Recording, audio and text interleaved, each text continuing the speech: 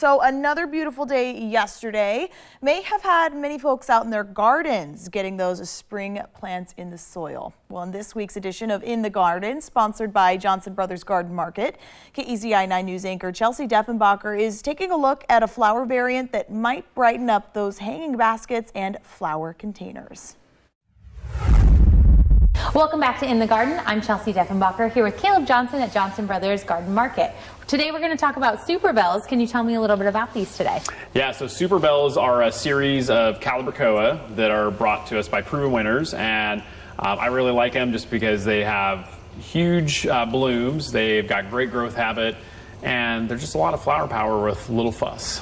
So are these like a high maintenance plant or something that you could, maintain just along with your regular yard?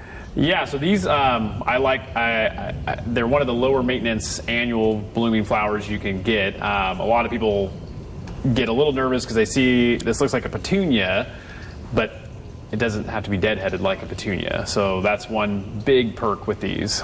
Do they spread out at all? Yeah, so they actually have they mound up and then they cascade down. And so they'll trail out, up to about 2 feet. And where's the ideal place to plant these? In like a basket or in the ground? Yeah, so you can plant them in the ground. I think they look a lot more showy in a hanging basket or in a container where you can really see the dramatic kind of trailing effect of them. And sometimes with these, they do better in a container because you can control the moisture level. They don't need a ton of water, which is nice. So sometimes in the ground with sprinklers, they can get a little overwatered.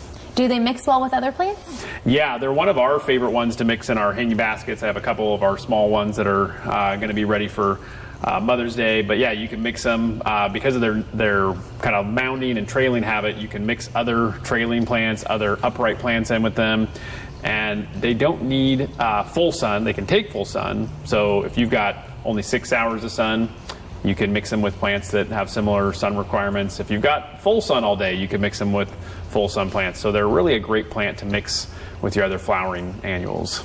All right, well, thank you very much. That'll do it for In the Garden. Back to you in the studio.